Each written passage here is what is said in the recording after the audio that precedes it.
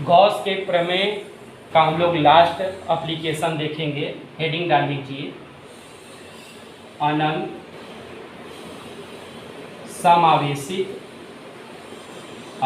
समावेशित चालक सीट मतलब चादर के निकट वैद्युत क्षेत्र की तीव्रता। ध्यान दीजिएगा, सबसे लास्ट है और ये इम्पोर्टेंट भी है। 3 आपको एप्लीकेशन बताया गया। कोई एक एप्लीकेशन आपके एग्जाम में पूछेगा तो जाहिर सी बात है आप कितने मार्क्स लेकर आप आओगे, 3 मार्क्स।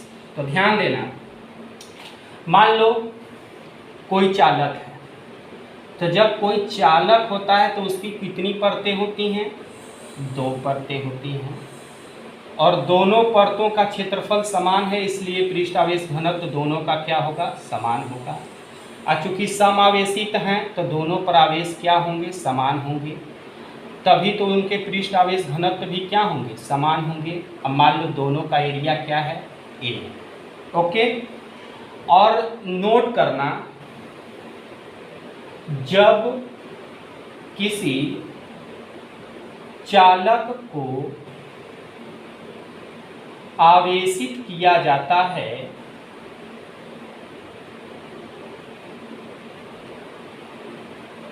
तो वह पूरा आवेश चालक के पृष्ठ पर आ जाते हैं। या तो आप लिख सकते हो चालक के पृष्ठ पर समान रूप से वितरित हो जाते हैं।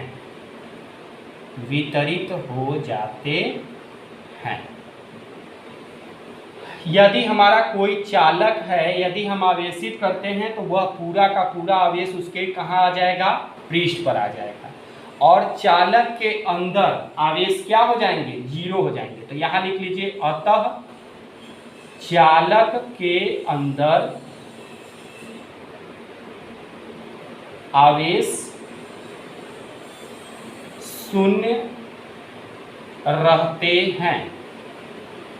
तो हमें पता है कि जब आवेश 0 रहेगा तो वैद्युत फ्लक्स फाई बराबर 1/ε0 इंटू क्यू। आप जान रहे हो, तो 1/ε0 इंटू क्यू, क्यू की वैल्यू 0, तो इसका मतलब ये भी क्या रहेगा? 0 रहेगा। क्या रहेगा? 0, अर्थात 0 न्यूटन पर कूलम स्क्वायर। तो ध्यान देना कि चालक के अंदर हमेशा जो है वैद्युत फ्लक्स का मान क्या होता है? 0 होता है। तो हम लोग क्या करते हैं कि मान लिया चालक के निकट एक बिंदु, इससे स्मॉल r दूरी पर क्या है? P है।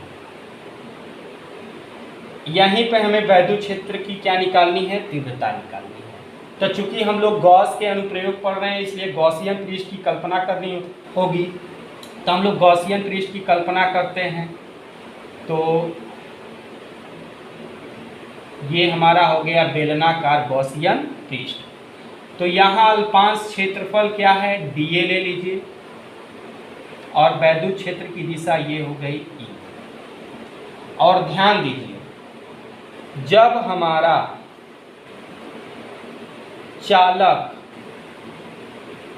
जब हम चालक के अंदर की बात करेंगे तो यहाँ पे जो हमारा फ्लक्स रहेगा वह क्या रहेगा? 0 रहेगा। तो ये पॉइंट आप क्या ले लो? P dash. तो चालक के अंदर की पॉइंट क्या हो गई? P dash. चालक के बाहर की पॉइंट क्या हो गई? P हो गई। तो यहाँ से आप लिखो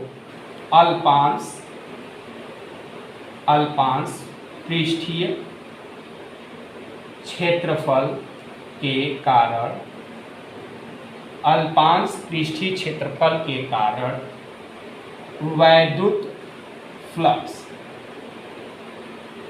क्या? वैद्युत फ्लक्स। तो d फाई किस किस पॉइंट पे? P और P डैश। बाकी हर एक पॉइंट पर देखिए कितना डिग्री का एंगल?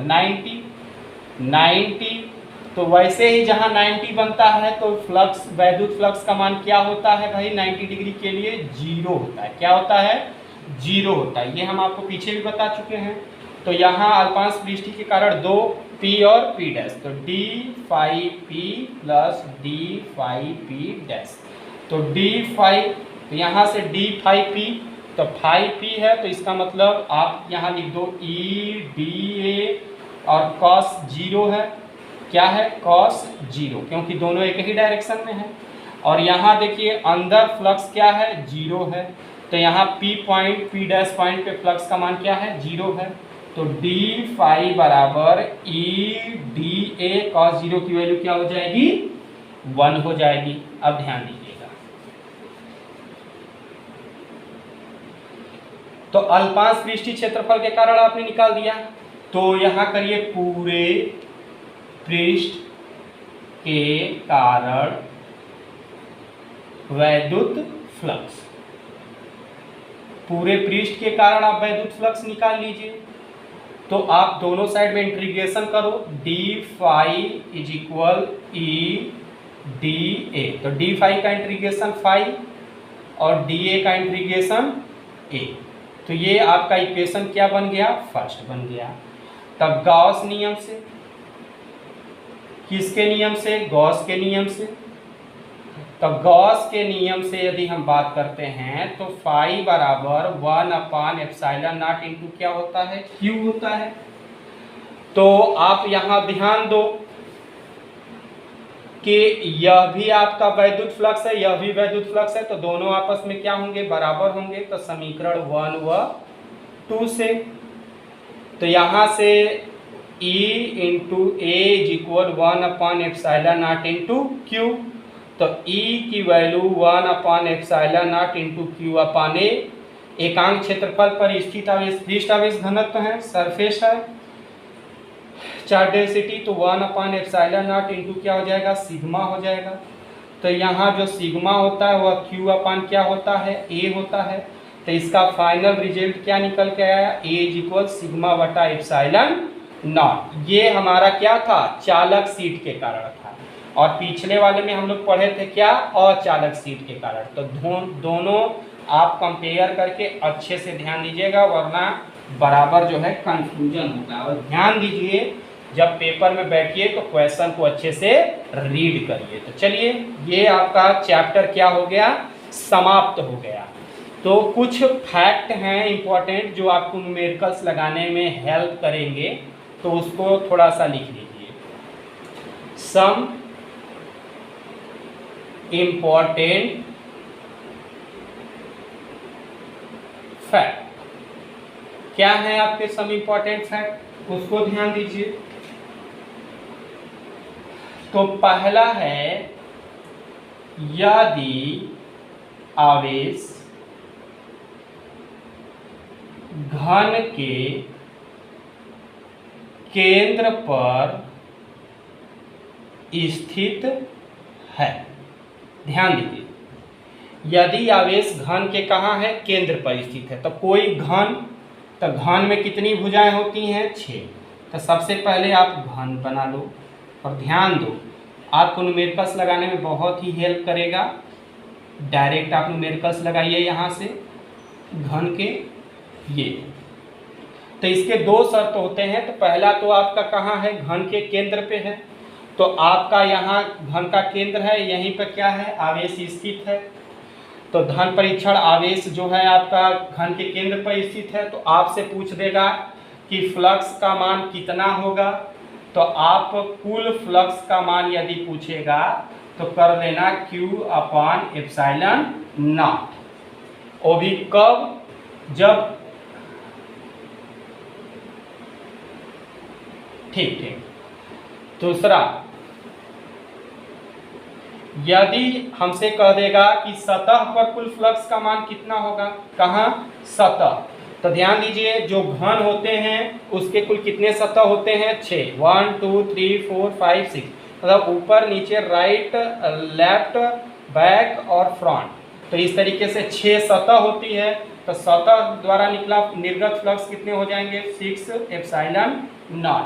यदि हमारा शीर्ष की बात कर ले कि शीर्ष से कितने फ्लक्स निर्गत होंगे, तो जो हमारे शीर्ष होते हैं वह 8 होते हैं घन के। कितने होते हैं? 8। देखिए 1 2 3 4 5 6 7 8। तो यहाँ से शीर्ष की बात कर लें तो epsilon not Q/8 epsilon not. यदि हम लोग कोर की बात कर लें, किसकी बात कर लें? कोर। तो जो कोर होता है वह कितने होते हैं? 12 होते हैं। 1 2 3 4 5 6 7 8 9 10 11 12। तो टोटल कितने हो गए? 12 कोर हो गए। तो यहाँ से 12 एप्सिलॉन नॉट। तो इसे भी आप बहुत आराम से जो है नोट कर लीजिए। ये तब है जब यदि आवेश कहाँ है? घन के केंद्र पे है। यदि यही कंडीशन हो जाए कि यदि आवेश घन के कहाँ है? केंद्र पे न होकर किसी सतह पर है। कहाँ है? किसी सतह पर है। तब क्या होगा? तो ध्यान दीजिए, जब सतह की बात करेगा तो किसी एक सतह पर आप धन परीक्षण आवेश रख दीजिए। तो मान लीजिए ABCD यह एक सतह हो गया, तो इस पर धन परीक्षण आवेश आपने रख दिया। तो इस स्थिति में आपका जो कुल फ्लक्स हो गया वह कुल फ्लक्स कितना हो जाएगा? Q/एप्सिलॉन नॉट हो जाएगा। और सतह की बात कर लेते हैं तो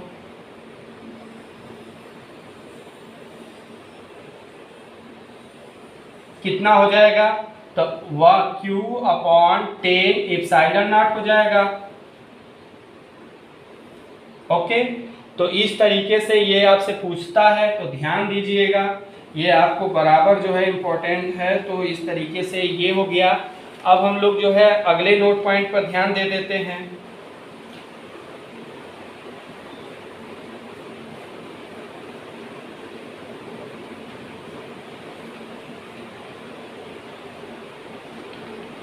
तीसरा नोट पॉइंट ध्यान दो, चालकीय गोलीय कोष। बोले तो गोली कोष किसको बोलते हैं? खोखला गोला को। किसको बोलते हैं? खोखला गोला के कारण वैद्युत क्षेत्र। तो ध्यान दीजिए, चालकीय गोली कोष, जो गोली कोष है मतलब क्या है? वह खोखला है। तो चालकीय खोखले गोले के कारण वैद्युत क्षेत्र, तो इनके 3 शर्त होते हैं। क्या है? पहले ये समझिए। तो मान लीजिए कि आपका यह एक गोला है जो कैसा है? खोखला है, और यह धनावेशित है। क्या है? धनावेशित है। तो इसके 3 शर्त होते हैं। एक, मान लिया कि स्मॉल r त्रिज्या का यह खोखला गोला चालक है, तो इसके पृष्ठ की बिंदु हम क्या मान लेते हैं? P। चालक के बाहरी बिंदु को मान लेते हैं क्या? M। और चालक के अंदर वाले को क्या मान लेते हैं? O। तो आपका पहला आपका वैद्युत क्षेत्र की तीव्रता कहाँ पे? पृष्ठ पर, मतलब EP बिंदु पर क्या होगी?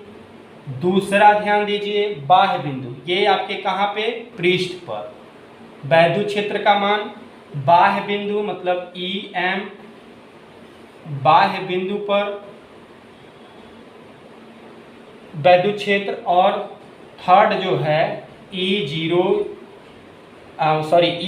मतलब अंतः बिंदु। ये कैसा बिंदु है? अंतः बिंदु है। तो वैद्युत क्षेत्र का मान क्या होगा? तो ध्यान दीजिए, पहला केस में EP की वैल्यू क्या होगी? तो वैद्युत क्षेत्र का मान होता है 1/4 pi epsilon not into Q। आवेश क्या है भाई? Q है। कितना दूरी पे है? R। और ये मान लीजिए बाहर वाले का कितना दूरी ले लेते हैं? Capital R। तो R² हो जाएगा। दूसरा EM मतलब बाह्य बिंदु पर कितना होगा? तो ये भी 1/4 pi epsilon not into Q। यहाँ से यहाँ तक की दूरी कितनी है? Capital R। तो कैपिटल R का स्क्वायर। तीसरा ध्यान दीजिए, बहुत इंपॉर्टेंट है, ऑब्जेक्टिव भी पूछता है। तो अभी हम आपको बताए थे कि कोई चालक है तो उसके अंदर जो होगा आवेश 0 होगा। आवेश 0 होने के वजह से मतलब 1/4 pi epsilon not into G। कोई भी आप डिस्टेंस ले लीजिए, अंदर का कोई भी डिस्टेंस यदि आप लेते हो तो भी वह क्या होगा? 0 होगा। तो न्यूटन पर कूलम। तो ध्यान दीजिएगा किसी चालक के अंदर वैद्युत क्षेत्र का मान क्या होता है, 0 होता है, और फ्लक्स का मान भी क्या होता है, 0 होता है। तो इस तरीके से ये कुछ इंपॉर्टेंट फैक्ट थे, और इसी के साथ आपका यह जो चैप्टर 2 है वह समाप्त होता है। अब हम लोग जो है थ्योरी चैप्टर 3 का देखेंगे। कुछ चैप्टर कंप्लीट करने के बाद हम लोग रिवीजन करेंगे, उसके बाद न्यूमेरिकल्स लगाएंगे और अच्छे तरीके से बोर्ड एग्जाम के लिए जो है प्रिपेयर हो जाएंगे। तो ओके, थैंक्स।